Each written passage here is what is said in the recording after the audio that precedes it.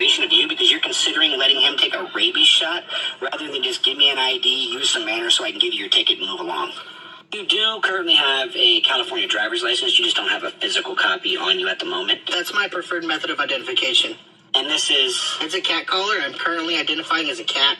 Fair enough. The information here in the tag, I'm assuming belongs to you, the boyfriend? Yeah, that's so rude. I hope you know I'm recording. Well, it wasn't my intention to offend you, but he just identified as a cat, and you're wearing a Harris Waltz t-shirt, so forgive me if I came to a conclusion that you guys are involved in some sort of a homosexual arrangement. I'm not mad that you think we're together, but you're using gendered language. Besides, I'm not his boyfriend, I'm his owner. Okay. Well, look, we can do this the hard way if you'd like. I can have this car towed, because last I checked, a cat is not licensed to operate a motor vehicle in the state of California.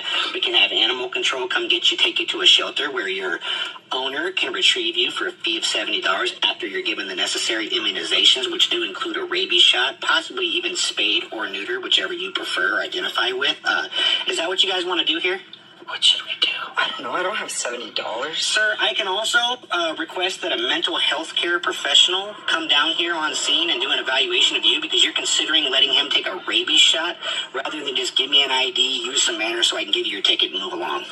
You do currently have a California